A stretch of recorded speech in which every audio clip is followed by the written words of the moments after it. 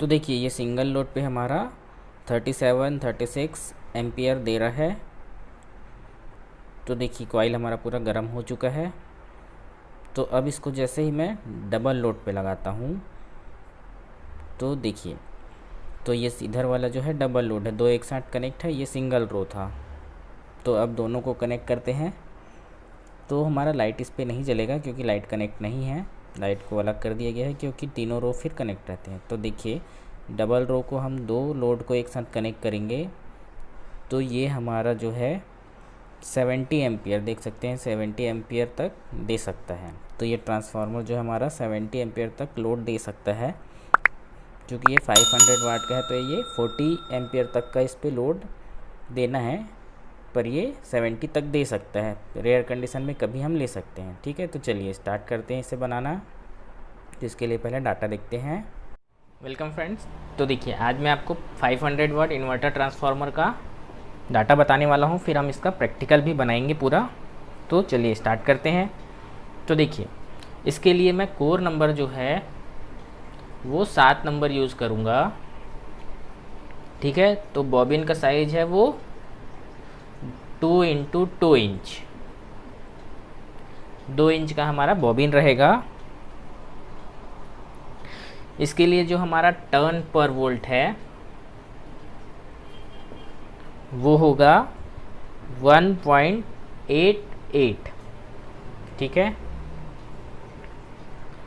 तो देखिए तो ये प्राइमरी हो गया। तो प्राइमरी के लिए हमें पहले 0, फिर 170 पे हाई चार्जिंग के लिए, फिर 220 पे लो चार्जिंग, फिर ये आउटपुट हमारा इन्वर्टर आउटपुट 240 वोल्ट का आउटपुट होता है।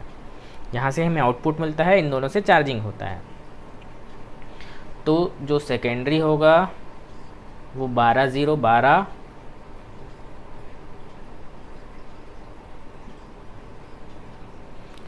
ठीक है, तो जो 0 से 170 के लिए जो हमारा टर्न होगा वो होगा 319 टर्न। उसके बाद 170 से 220 के लिए जो हमारा टर्न होगा वो यहाँ पे 94 टर्न इस पे ऐड करना है। और यहाँ से फिर एक लूप निकाल के फिर अगले हम 240 वोल्ट के लिए 38 टर्न इस पे और ऐड करेंगे। तो इधर का टर्न्स पूरा कंप्लीट हो गया। तो देखो इधर हमारे पास इस पे 22 टर्न और इधर 22 टर्न। ठीक है, तो इस तरह से इसका टर्न कंप्लीट। तो यहाँ पे हमारा जो वायर है वो ले रहे हैं 19 नंबर SWG। और यहाँ पे जो है सेकेंडरी के लिए हम 10 नंबर SWG का यूज़ करेंगे। ठीक है, तो इसको मैं इस तरह से इसमें बना हुआ है, तो इसको देखिए डायरेक्ट मैं इस तरह से वाइंडिंग करूँगा। यहाँ से डबल तार लेके देखो, तो डबल तार लेके यहाँ पे निकला, इसको भी इसी एक साथ ही डबल को इस तरह से वाइंडिंग करेंगे। उसके बाद लास्ट में हम क्या करेंगे, देखो अभी ये एक बार हुआ है लेकिन इसको 2 बार बनाना है। तो इसको लिए क्या होगा, इसका एक वायर और इस वाले का यहाँ का एक वायर लेके ये हमारा बीच वाला बनेगा। और ये वाला जो है ये हो जाएगा 12, ये 0 और ये हो जाएगा 12। तो इस तरह से ये हमें ज़्यादा वाइंडिंग नहीं करना पड़ेगा, एक ही बार वाइंडिंग करके उसको डबल बना देंगे तो इस तरह से ये डबल बन जाता है। तो देखिए ये कैसे बनता है। तो देखो यहाँ से देखिए शुरू करते हैं, यहाँ से मैं आपको बताता हूँ फिर से।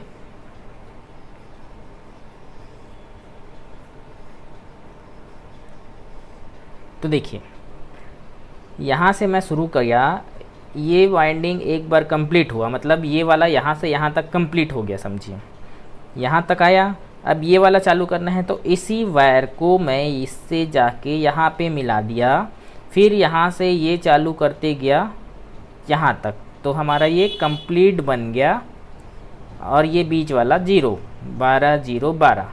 तो इस तरह से वाइंडिंग करते हैं, तो हमें ज़्यादा लंबा तार वाइंडिंग नहीं करना पड़ता, एक ही बार में इतने में ही हमारा दोनों वायर वाइंडिंग हो जाते हैं। ठीक है, तो इस तरह से इसका वाइंडिंग करेंगे। तो चलिए अब इसका वाइंडिंग करते हैं। तो देखिए इसके लिए जो हमारा ये है बॉबिन, तो ये देख सकते हैं ये 7 नंबर कोर के लिए 2 इंच का बॉबिन है। तो मैं आपको दिखाता हूँ, देख सकते हैं ये 2 इंच का बॉबिन है और इधर से भी 2 इंच। तो ये 2 इंच का बॉबिन है और ये जो हमारा है ये 7 नंबर कोर है, EI कोर। तो ये हमें लगेगा लगभग 6 किलो के आसपास। तो देख सकते हैं ये भी हमारा 2 इंच का है। तो इसीलिए 7 नंबर कोर में ये 2 इंच बॉबिन, यहाँ से यहाँ तक।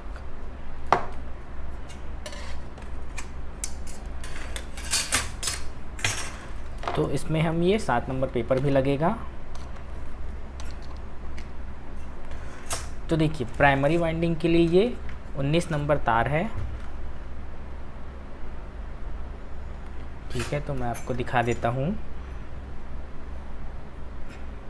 तो देखिए ये हमारा जो 19 नंबर है, तो ये इस पे परफेक्टली ये देख सकते हैं इंसुलेशन के साथ टाइटली ये चले जाता है। ठीक है, तो ये 19 नंबर तार और ये है हमारा 10 नंबर तार, देख सकते हैं जो कि कितना मोटा है। तो ये हमारा 10 नंबर है। तो देख सकते हैं ये इंसुलेशन के साथ इस पर आसानी से अभी पूरा नहीं गया है, तो इंसुलेशन हटने के बाद ये पूरा जाएगा। तो ये हमारा 10 नंबर तार है।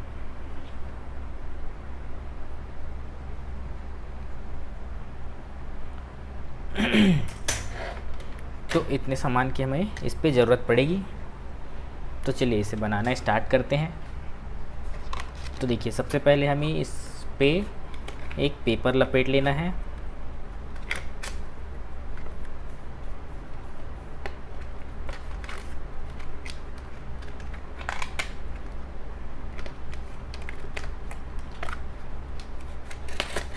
पहले यहाँ पे हम इस पे टेप लगा देंगे।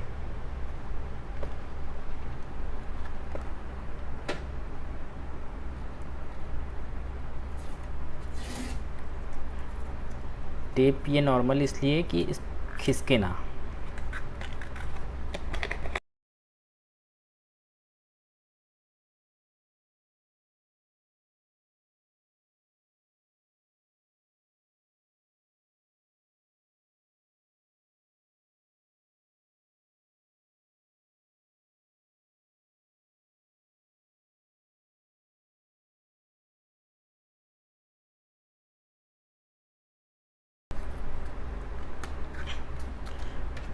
तो देखिए ये हमारा पेपर इस पे लग गया है।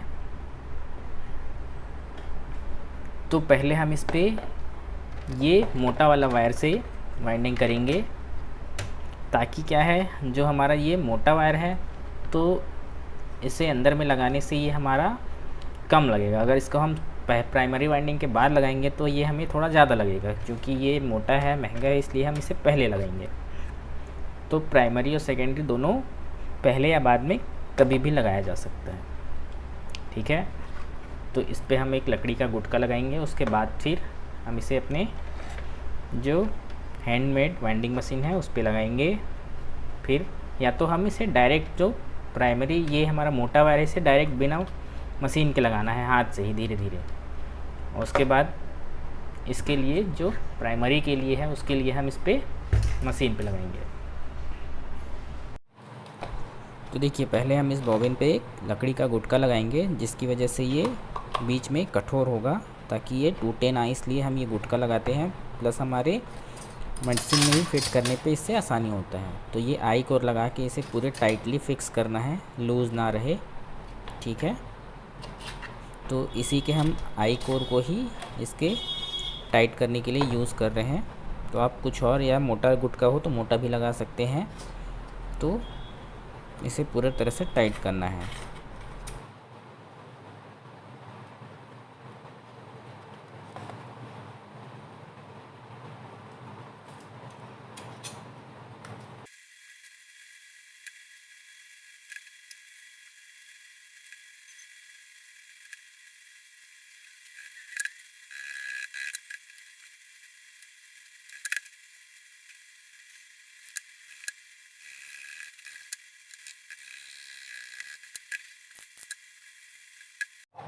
तो देख सकते हो ये कंप्लीट हमने इसे फिक्स कर दिया है आई कोर लगा के। तो अब इस पे हम अपना मोटे वायर से जो वाइंडिंग करना स्टार्ट करेंगे। ठीक है, तो इसे दोनों को एक साथ एक ही जगह पे भी लगा सकते हैं, या तो फिर इसे दोनों को हम अलग अलग करके लगा सकते हैं। ठीक है, तो एक को मैं इस पे अलग कर देता हूँ इस तरह से, फिर हम इसका वाइंडिंग स्टार्ट करेंगे। तो इसे लकड़ी के गुटके से ठोक ठोक के लगाना है, क्योंकि ये मोटा वायर होता है तो ईज़िली से वाइंडिंग नहीं होता, ये बहुत मुश्किल से, मतलब एकदम मेहनत से होता है। ठीक है, तो देखिए अब इसको अच्छे से मोड़ के उसके बाद फिर हम इसका तार को इस पर घुमाना स्टार्ट करेंगे। तो इसे हाथ से ही करना है, लकड़ी के गुटके से ठोक ठोक के। देखिए, तो पहले थोड़ा सा टेप चिपका देना है। तो देखिए अब मोड़ना स्टार्ट हो रहा है, तो इस तरह से गुटके को ठोकना है, तो जिसकी वजह से ये अच्छे से बैठ सके।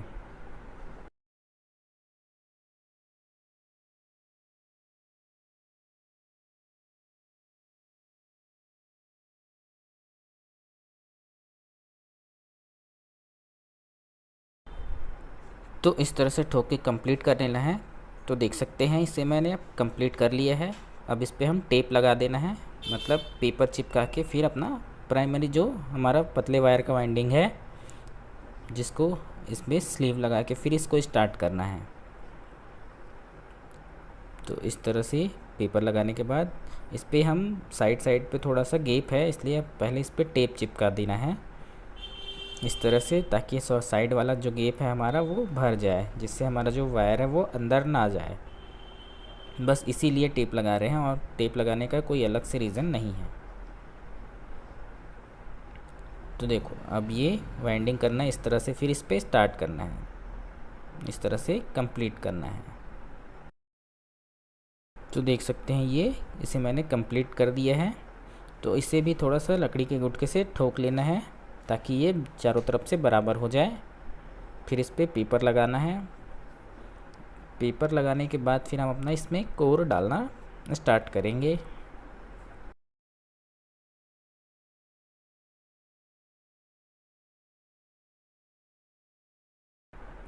तो देखिए ये हमारा इसका कोर है। तो अब कोर को हम इस पर डालना स्टार्ट करेंगे।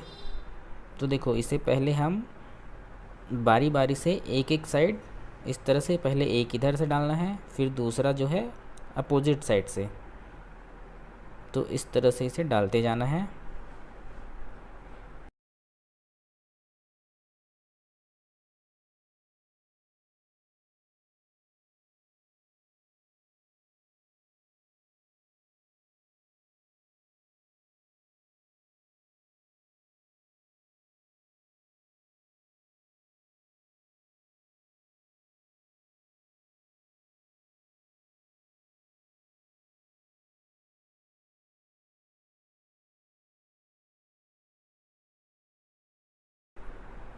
तो देख सकते हैं ये कंप्लीट हो चुका है।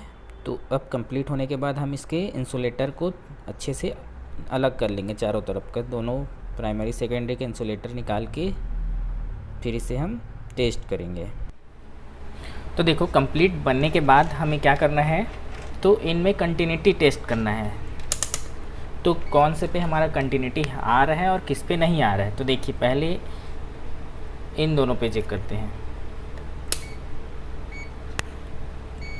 तो देख सकते हैं ये कंटिन्यूटी पे है, तो इन दोनों पे नहीं है,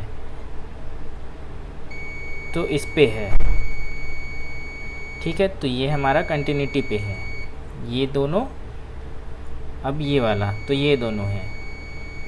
तो इस तरह इन दोनों का जो बिना कंटिन्यूटी है, ये दोनों देख सकते हैं इनमें कंटिन्यूटी नहीं है। तो इन दोनों को जोड़ के हमें 0 बनाना है। तो ये हमारा 12, ये 0, फिर ये 12। तो इस तरह से ये तीनों बनेगा। तो हमें इस पे क्या करेंगे, इस तरह से ये लक्स रहता है, इसका लक्स बोलते हैं। एक हमें डायरेक्ट इस पे कनेक्ट कर देना है, और एक इस पे, और एक इस पे डायरेक्ट। तो फिर ये हमारा 12 0 12 बन जाएगा। ठीक है,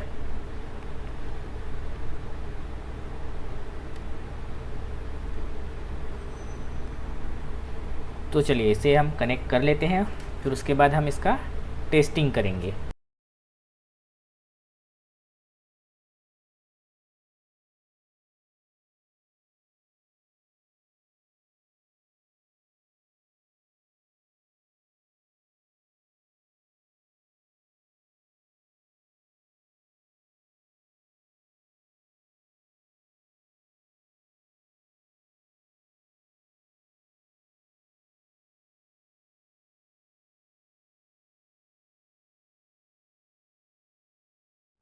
तो देखो ये ट्रांसफार्मर हमारा बिल्कुल बन के रेडी हो चुका है। तो चलिए अब इसका टेस्ट करते हैं। तो इसका मैं मेंस पे लगा देता हूँ। तो पहले हम इसका जो 170 वोल्ट पे हाई चार्जिंग पे लगाएंगे, इस पे नहीं लगा रहे हैं, ठीक है। तो दोनों पे देखेंगे। देखिए अभी हाई चार्जिंग पे लगा है तो इस पर कितना वोल्टेज आ रहा है, उसके बाद लो चार्जिंग पे भी इसका वोल्टेज चेक करेंगे। तो देखिए इसको मैं स्टार्ट कर दिया हूँ। तो जो हमारा हाई चार्जिंग पे है वोल्टेज, तो इस पे कितना वोल्ट आ रहा है, तो ये टेस्ट करेंगे। तो देखिए, तो यहाँ से अब मैं इस पर लगा रहा हूँ।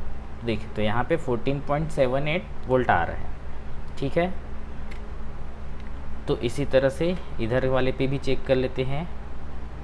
तो यहाँ पे भी 14.879, तो मतलब ये दोनों पे सही वोल्टेज आ रहा है, ठीक है।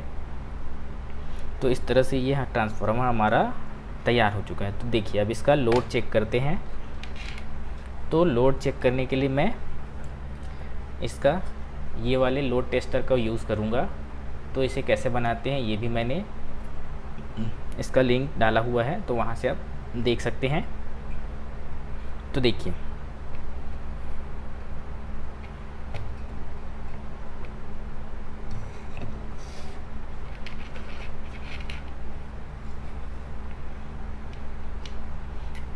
तो इसका लोड टेस्ट करने के लिए देखिए एम्पियर मीटर की ज़रूरत पड़ेगी। तो एम्पियर मीटर को हम यहाँ पे लगा लेते हैं। तो इस ट्रांसफार्मर को थोड़ा साइड करते हैं।